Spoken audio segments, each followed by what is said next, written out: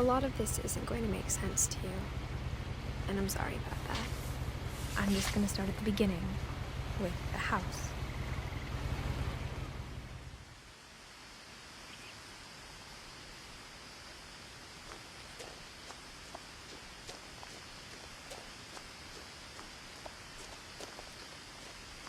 I lived here until I was 11, but I wasn't allowed inside half the rooms.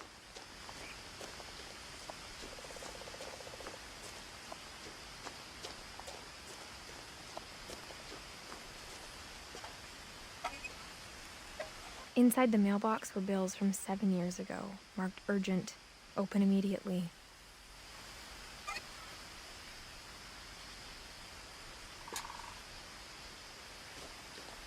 I hadn't been back since my brother Lewis's funeral.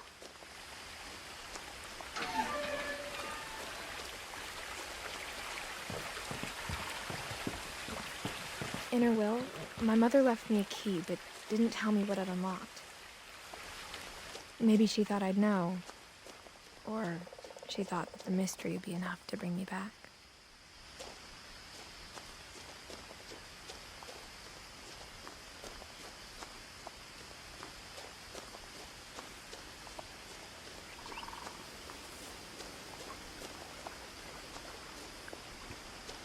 The truth is, even after I inherited the house, I never thought I'd come back to it. But now I had questions about my family that only the house knew the answers to. The woods around the house have always been uncomfortably silent, as if they're about to say something but never do.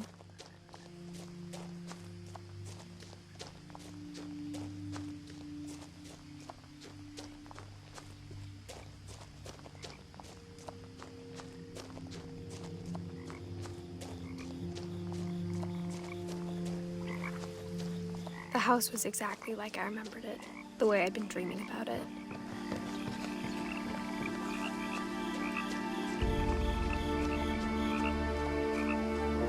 As a child, the house made me uncomfortable in a way I couldn't put into words.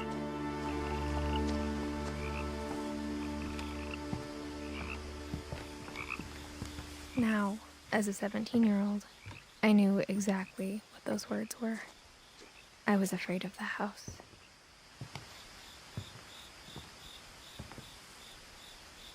I hoped the key might unlock the front door. It didn't.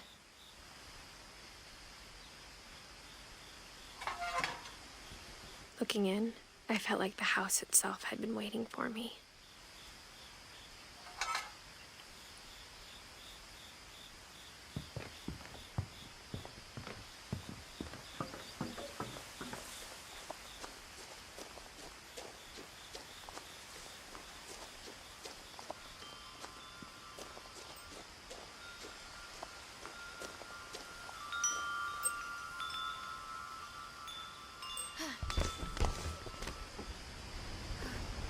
Crawling through the doggy door used to be a lot easier when I was 11.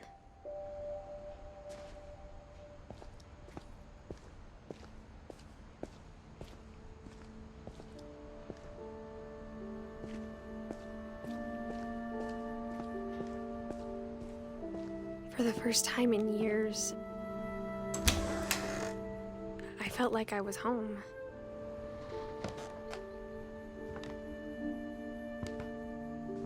But instead of a family, there were just memories of one.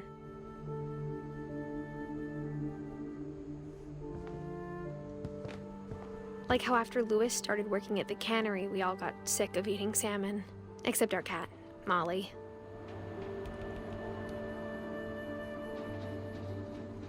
Or how only one restaurant would deliver to our house, so we had Chinese a lot.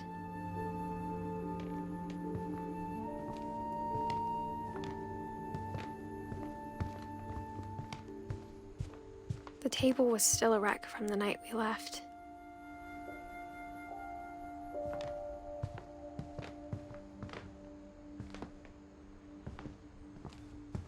My mom was the only one of us who could imagine Great-Grandma Edie living in a nursing home. It was like a bomb had gone off, killing everyone but sparing the furniture.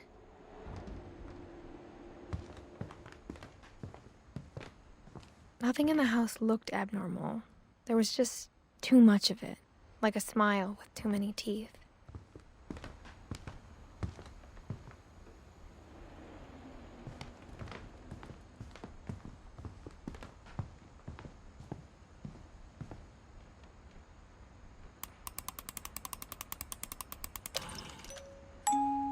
Great-Grandpa Sven built a music box for Barbara, along with the rest of the house.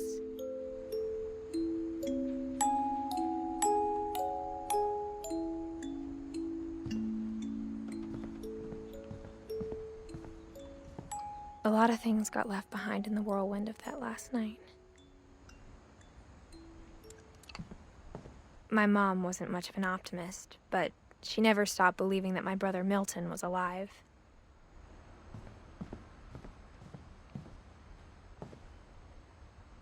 After Milton disappeared, Mom sealed up all the bedrooms. Then Edie retaliated and drilled peepholes.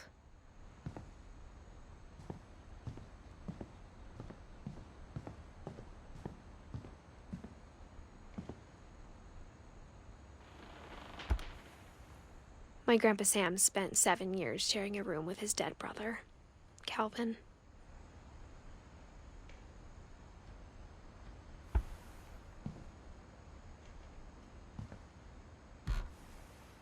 As a kid, I just assumed every house had peepholes and sealed rooms you weren't allowed inside of.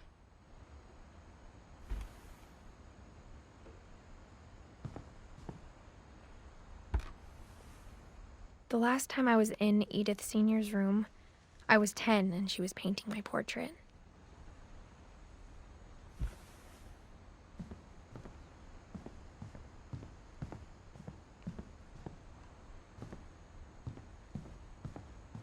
Whenever people ask me about my family, the first thing they always want to know about is Barbara.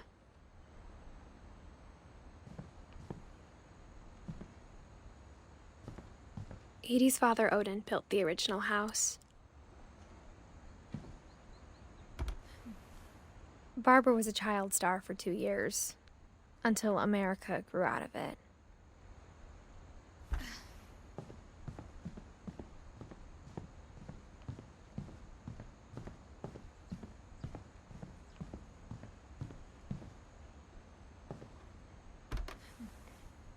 Molly always seemed like a girl I could imagine being friends with, if she hadn't died in 1947. I spent a lot of time playing in Great Uncle Walter's room. I think my mom sometimes regretted not sealing it up. Lewis told me there were secret passages, but I never believed him.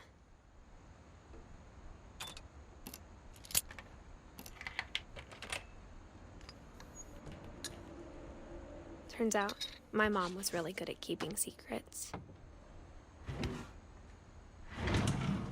Now it was time to find out what my mom had been afraid of.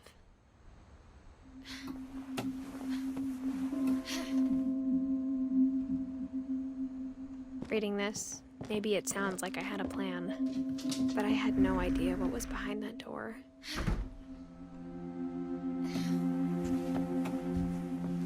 Just like I had no idea where all this was gonna lead.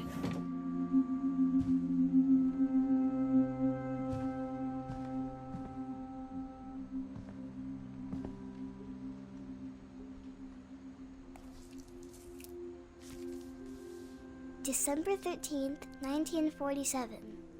Dear Diary, I'll be gone soon, but I wanted to tell somebody about what's gonna happen.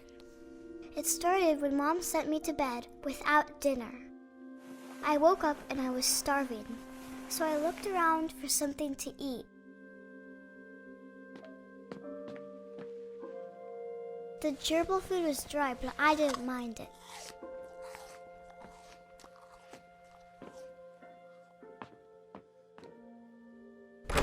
Mom, can I come out now? Sweetheart, it's late. Go to sleep.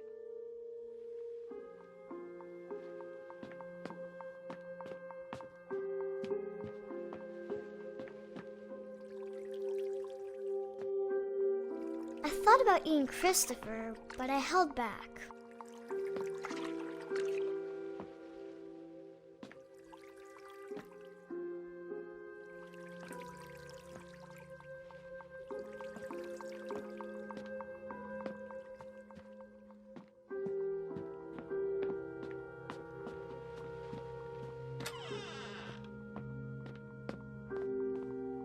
I kept eating and eating.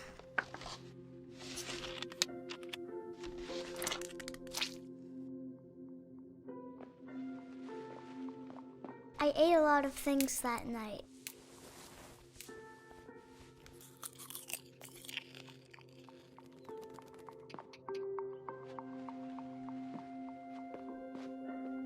Then I heard chirping outside my window. It was a barn swallow going back to her nest. I reached out for her.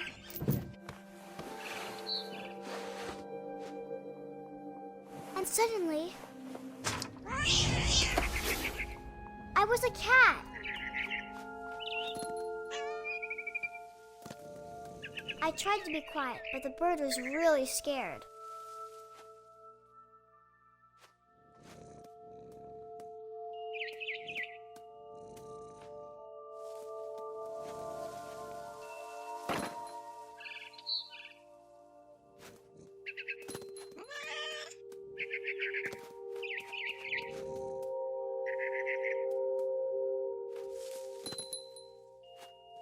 Mom and Dad didn't even look at me.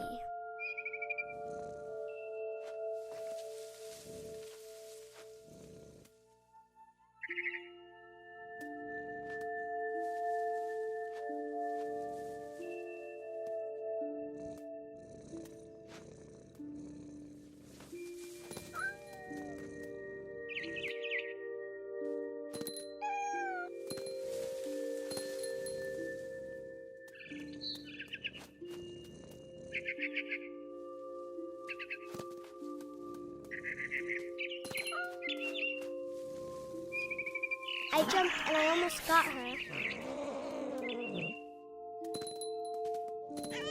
I could tell she was getting really tired.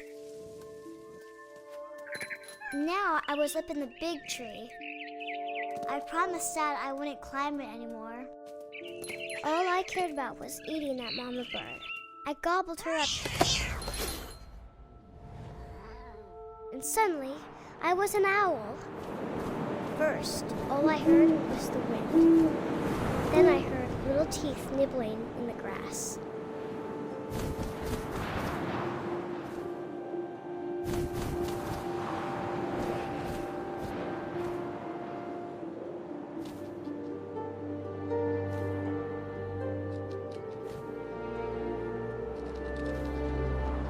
Rabbits.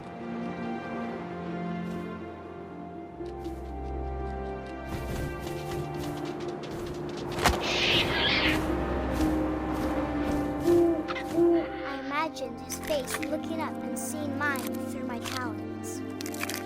I swallowed him up, and I didn't chew one bit. Then I flew off to find something bigger.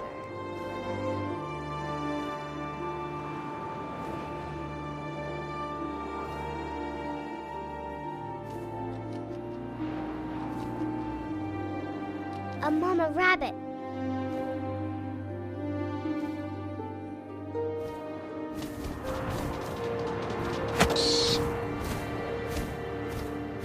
She was almost too big to carry. I started choking, but I couldn't stop eating.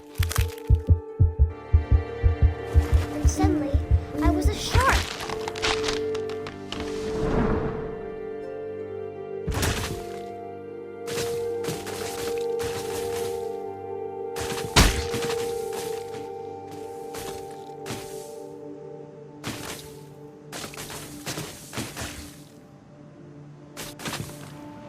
I rolled off a cliff and into the ocean. Now, I was hungrier than ever.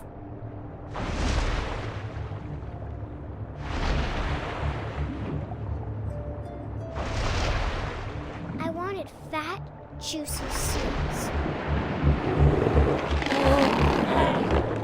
I tore off her flipper, and it tasted really good.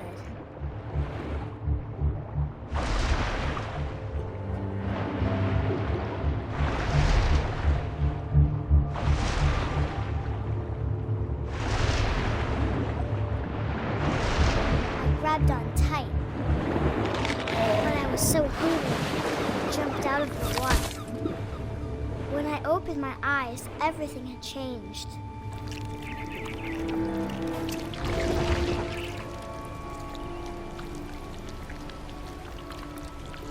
Now I was a monster, and I smelled people everywhere.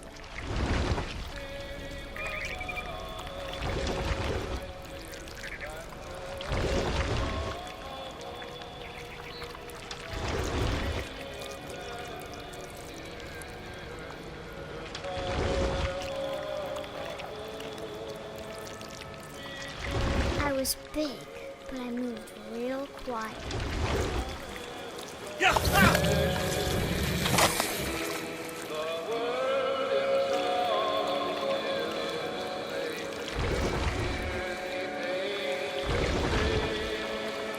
I wanted to stop, but also I didn't.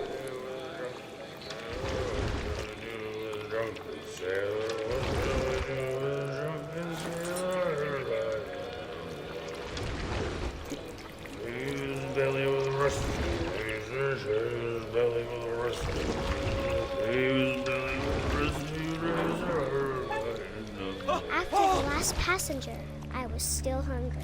And across the water, I smelled something new. Something I had to have, so I swam towards it.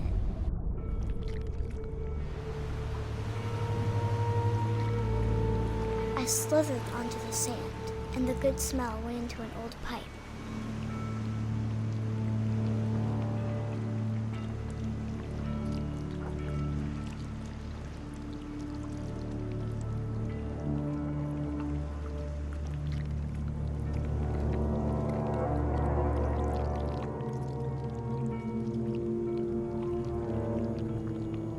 I got closer and closer.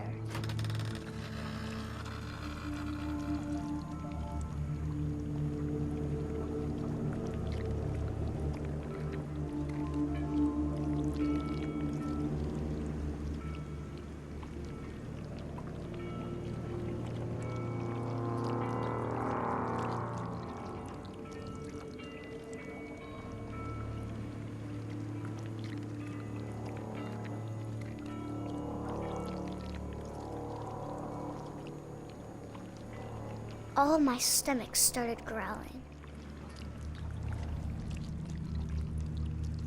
And suddenly, I was me again. I held my breath for a long time, but I couldn't hear anything. I think it's waiting for me to fall asleep. But it's not going to wait much longer. It needs to feed, and we both know I will be delicious.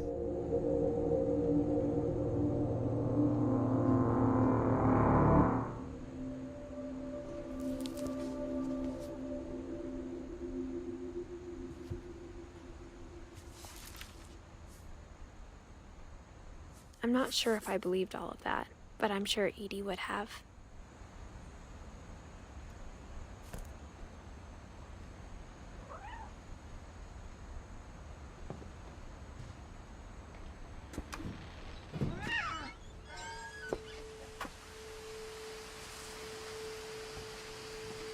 This will be obvious later, but my mom never told me any of these stories. Edie would have, but Mom didn't like bringing up the past. Though, when we adopted a stray kitten, she was the one who named it Molly. I spent a lot of time in Great-Grandma Edie's room. Louis died a week before we left, but Edie had already started to memorialize him. Her room was like a museum. For 500 years, the Finches have been famous throughout Norway for their fortune and misfortune.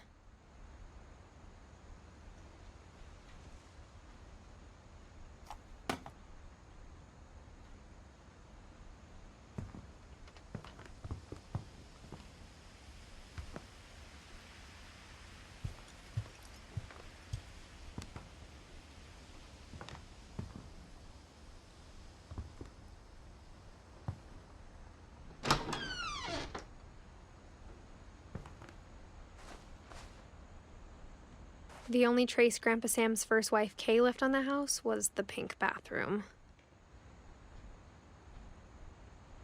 It was a pretty big trace.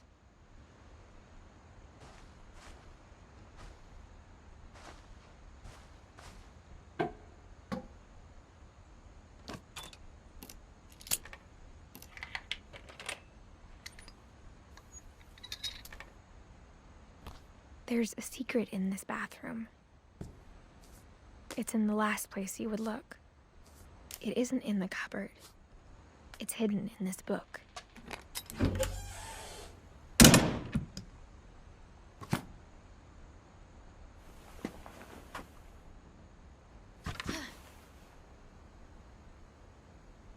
Sven gave Sam an old camera he'd refurbished. He never put it down.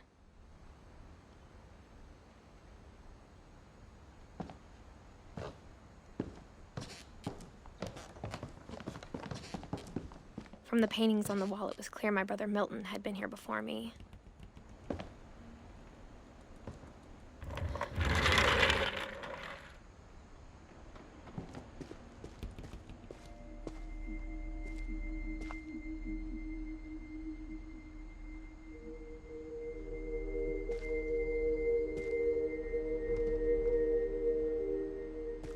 I knew Grandpa Sam had a twin, and that he never talked about him. I guess my grandpa didn't like history any more than my mom did.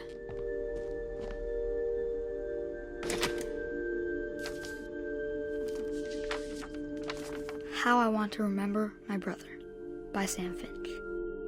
The thing I remember is that when he made up his mind, that was it.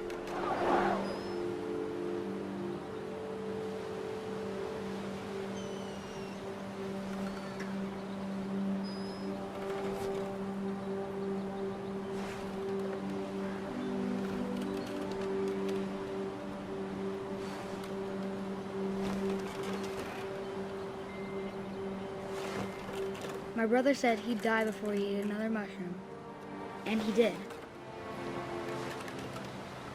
At Barbara's funeral, we swore we'd never be afraid again, and he wasn't. I think Calvin always wanted to fly. Sam! Calvin! Dinner's ready! Coming! But that day, he finally made up his mind to do it. I told him going around was impossible. Maybe if I hadn't said that, Calvin! I'm not gonna tell you again! maybe if the wind hadn't picked up, then maybe he'd still be here. But I doubt it. I think he'd already made up his mind. That's what I want to remember about my brother.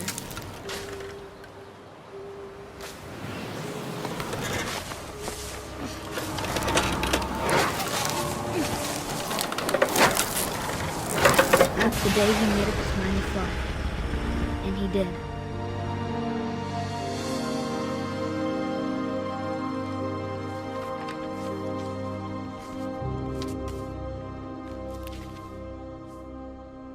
Calvin's story felt strangely familiar. When I was younger, I remember trying to do the exact same thing.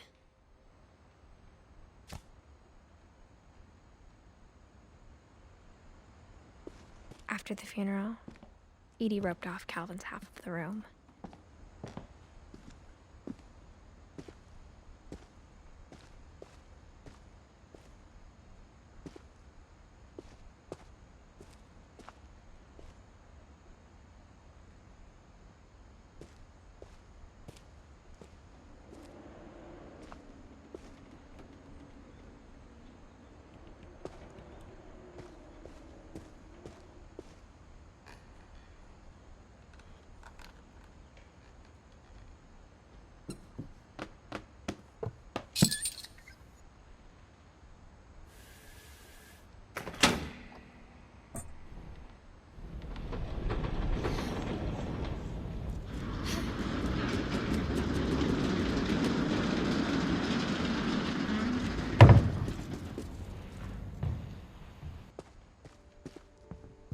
The passages were a pretty tight fit.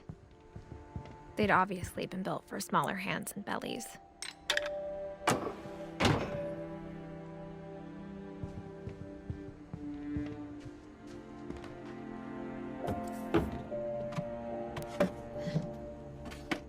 Growing up, I always thought of Barbara as a child star.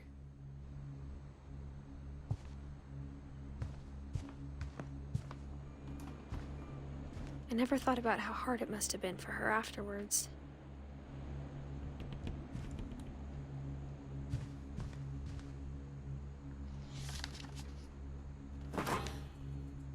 Of all the stories people wrote about Barbara's death, I'm surprised Edie saved this one.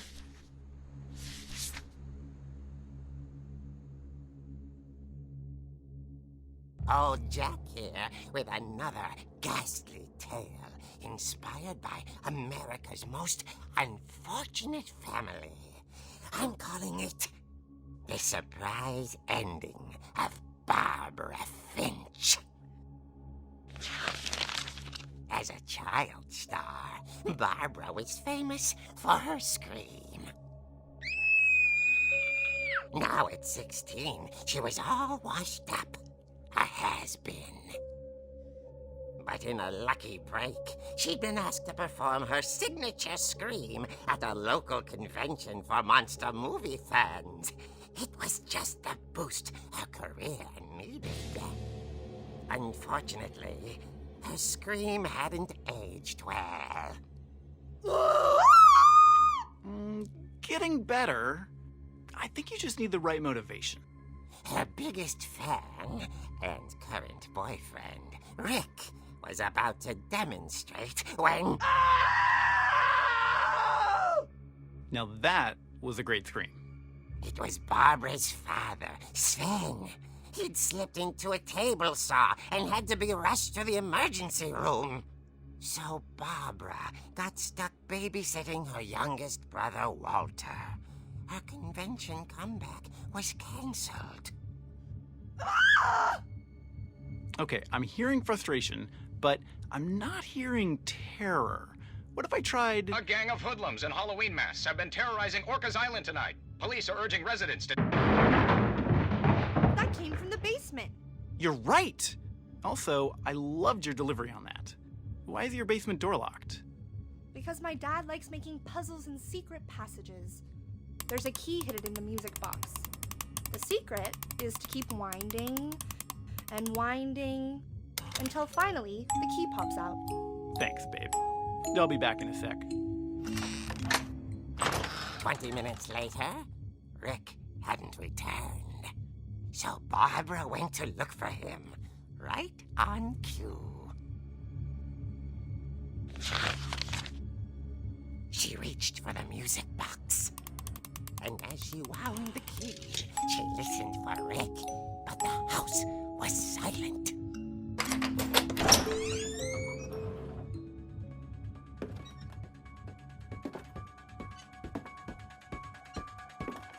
She found Rick's crutch and imagined the worst.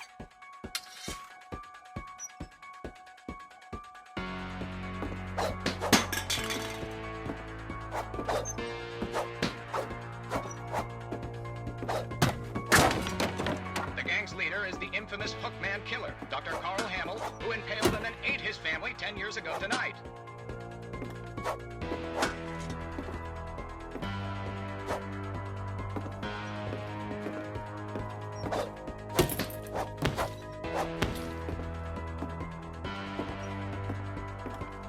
The old fridge rattled and grew still. Oh dear! Oh! Rick? Barb, relax. I was just trying to scare you to help you find your scream. Well, I'm not scared, Rick. I'm furious. Then act furious. All I'm getting from you now is that you're hurt and confused and you're... She threw him out, but she kept a little something to remember him by. Barb, have you seen my other crutch? And she was still holding it when she fell asleep watching the late picture show. Hours later... Barbara! Walter, what's going on up there? Ah!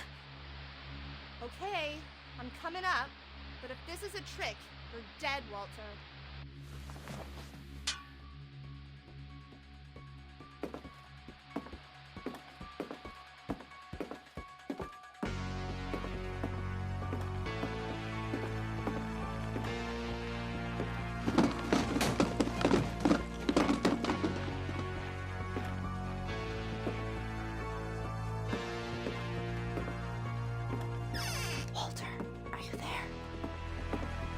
Walter had vanished, but his bedside radio was still on. Orcas Island police describe the man as 6 feet tall, with a steel hook for a hand. Residents are urged to lock all doors and windows and notify the police of any suspicious activity. Barbara turned, saw the hook man, and was speechless. He was quite smashing. And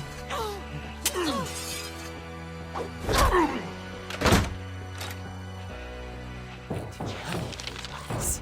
He couldn't get enough of Barbara.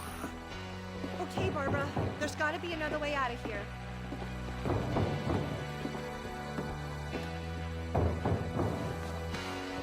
That night, she played her part beautifully.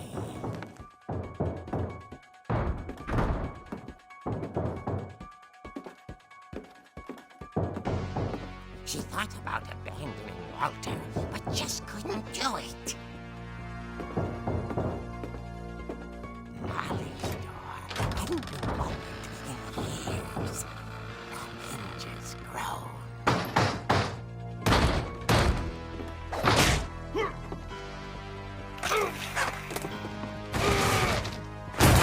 He wasn't moving, but she sensed the story might not be over yet.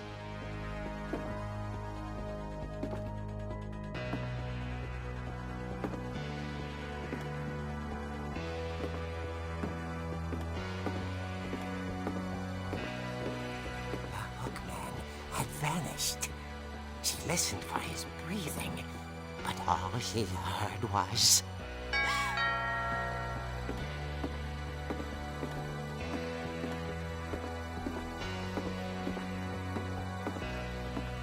At the door, she heard whispering. It was coming from inside the house.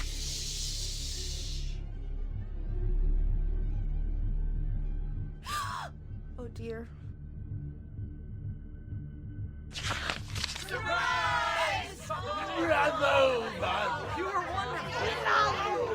monsters had come to surprise her. For Barbara, it was a dream come true. Then she saw what kind of monsters they were, and she realized what was about to happen. She was going to be famous. And with her final breath, Barbara Finch gave the performance of her life.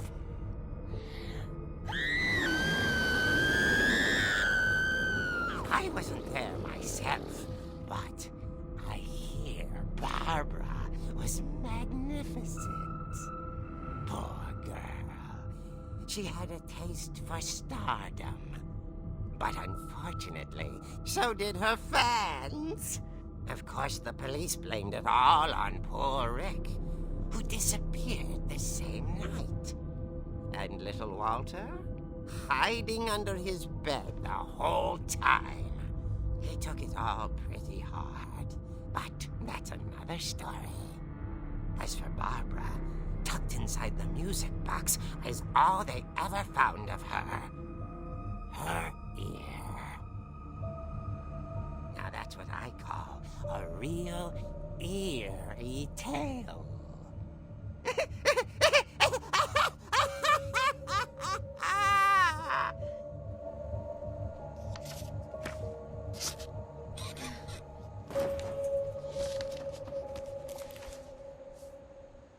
Edie told me all Barbara wanted was to be remembered, as absurd as that comic was.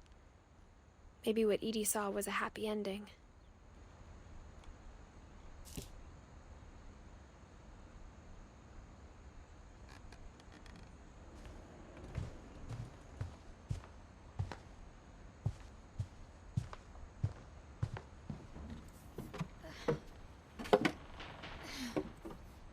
I guess now I know why Mom didn't like me playing with the music box.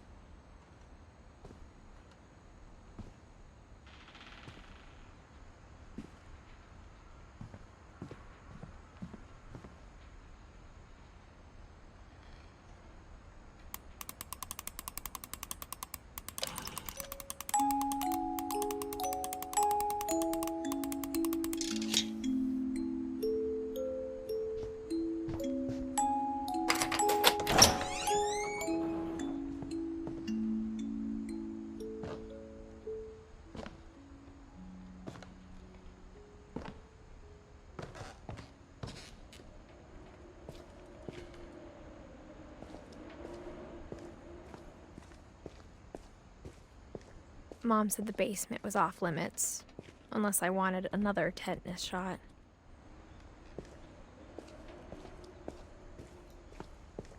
I saw Edie sneak down to the basement once, carrying packages.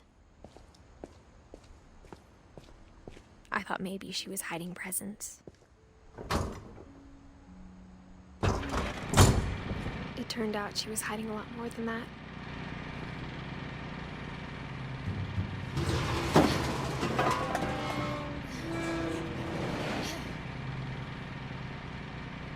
I remember asking Mom once about where Walter had gone.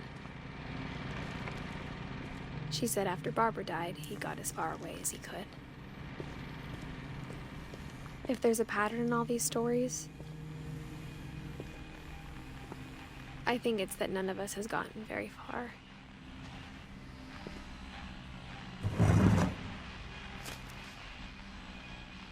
Goodbye, everyone. I can't believe I've been down here for 30 years. On that first day, after the shaking started, I didn't think I'd survive the week.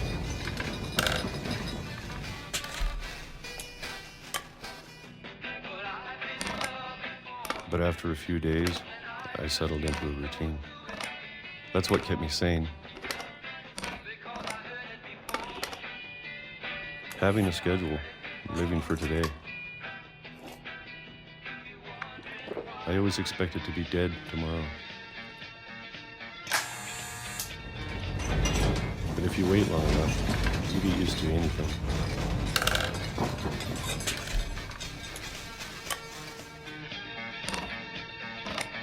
Even a monster on the other side of the door starts to feel normal. Almost friendly.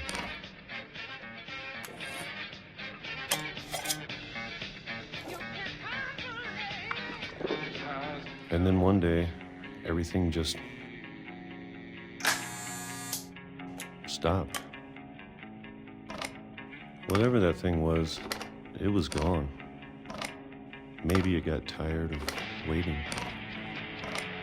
Or maybe I just got tired of being afraid.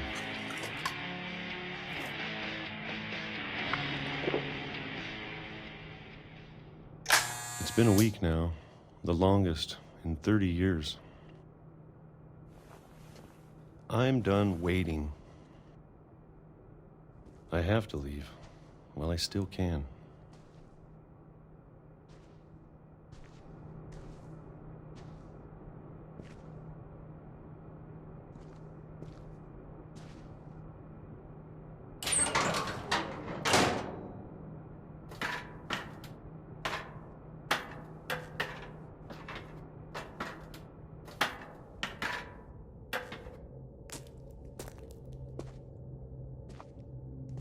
I know it's out there, somewhere. Whatever killed Barbara and Molly and Calvin. Maybe this is all a mistake. But I need to stop living the same day, even if it kills me.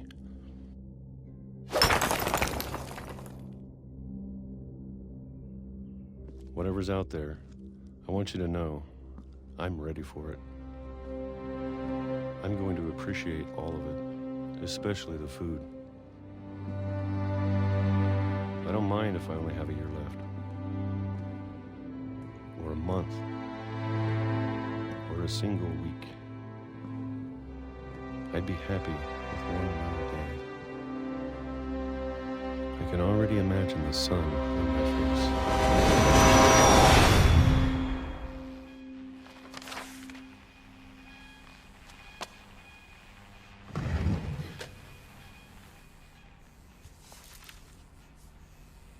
Walter died when I was 6.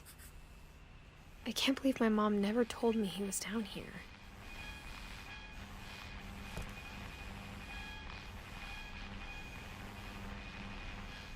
I'm sure my mom was trying to protect me.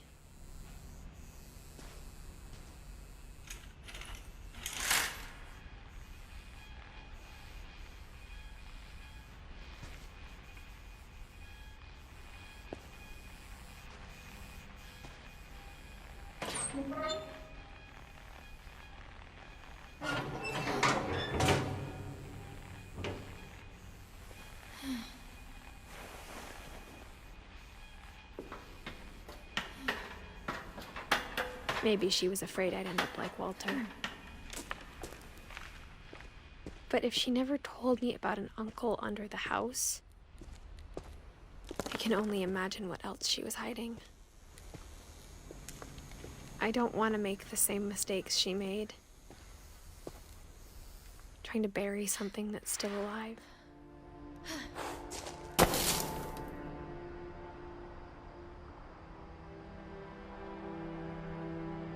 Now that there's only one of us left, or maybe two, I thought it was time I heard the stories for myself and found out what happened to everyone else. But now I'm worried the stories themselves might be the problem. Maybe we believed so much in a family curse, we made it real.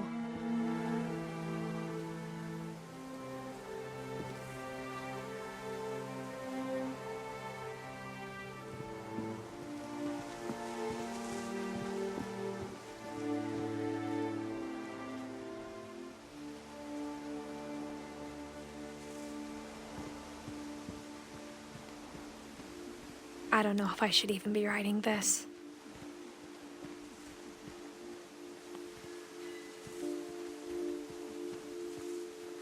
Maybe it'd be better if all this just died with me.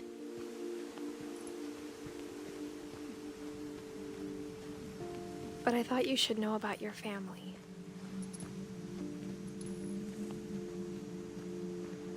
And the history you're a part of.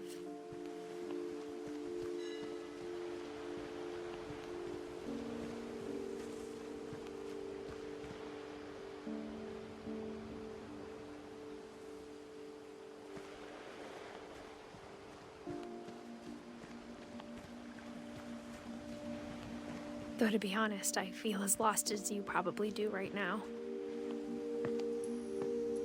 I think the people in these stories believed them, for what that's worth.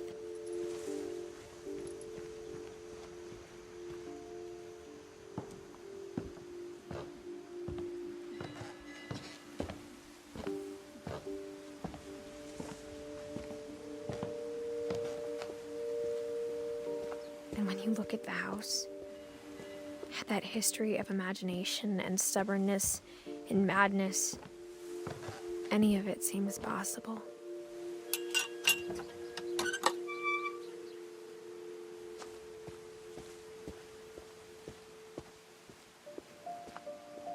I think we've been surrounded by death for so long, we've just gotten used to it. What kind of family finishes building a cemetery before starting the house?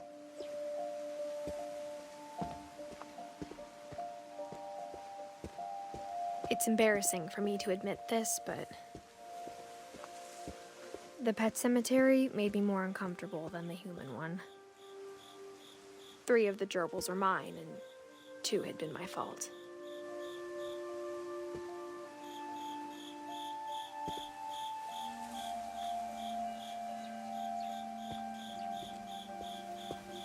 Sven built the house, but it was Edie who designed the cemetery.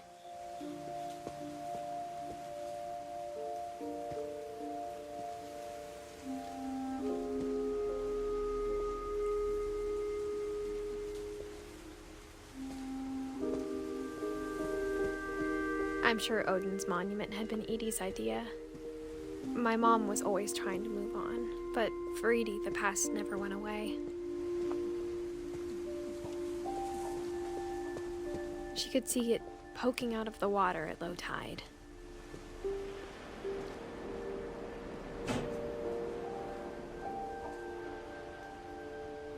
Edie said she dreamed about the old house every night.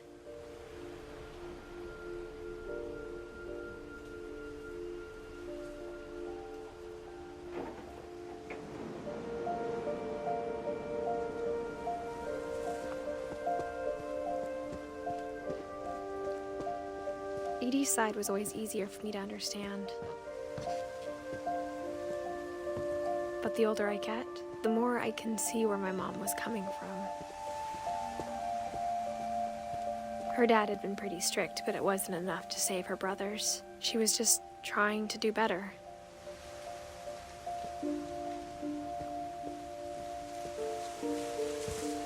She lost 2 of her brothers, just like I did. I get why she tried so hard to protect us.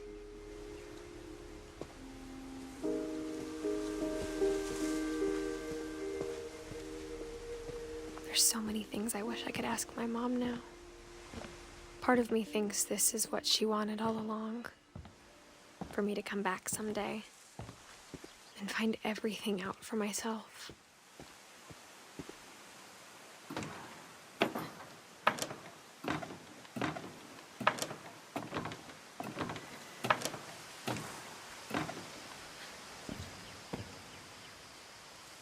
But looking back on it now, if she told me there was going to be so much climbing, I never would have come when I was 22 weeks pregnant.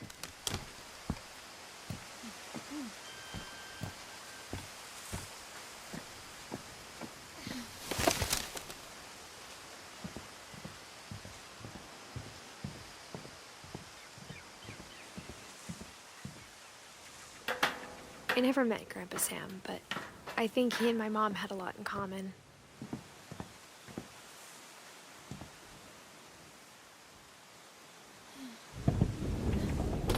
They were both pretty intense.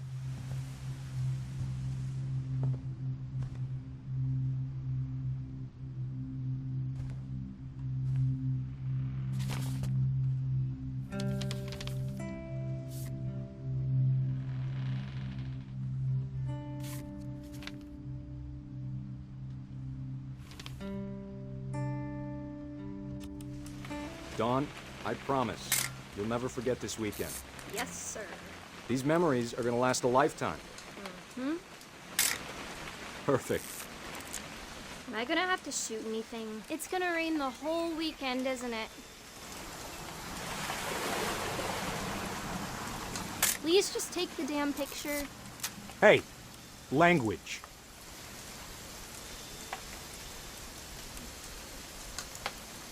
I will never forget this weekend, Dad. That's the spirit. Okay, got it.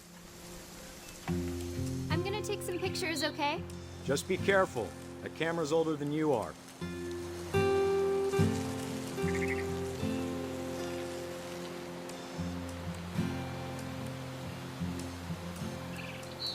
You're right, Dad. It's starting to clear up. Still freezing, though. Definitely should not have drunk all that coffee. Hey! That's a keeper. I'm just saying, I'm not always gonna be here, Don. You'll need to remember this stuff, if you want to survive. I'll be fine, Dad. You know who else thought he was gonna be fine? Some guy who died. Don, I'm being serious. I know, Dad. You're always serious. Doesn't being out here make you want to chill out? Well, to tell you the truth, I haven't been out here in 20 years.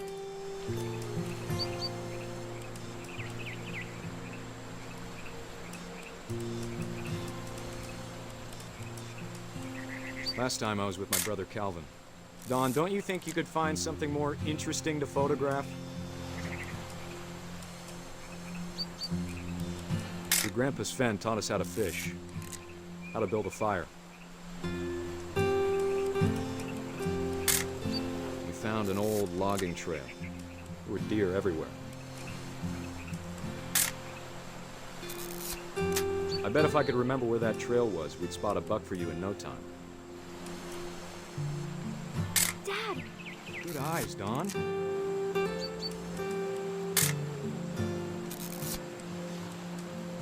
Before you take the shot, let me get a picture of you.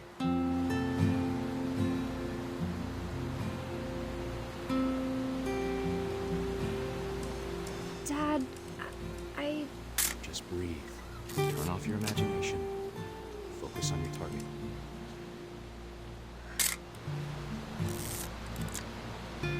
Let me get behind you. Do I have to do this?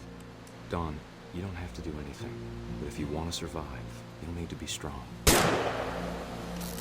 Great shot, Dawn!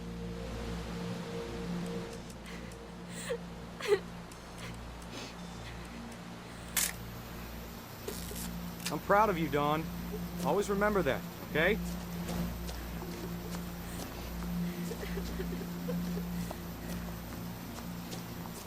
Dad, it's twitching. I think That's it's totally normal, Dawn. Just focus on the camera. Try not to think about— Dad!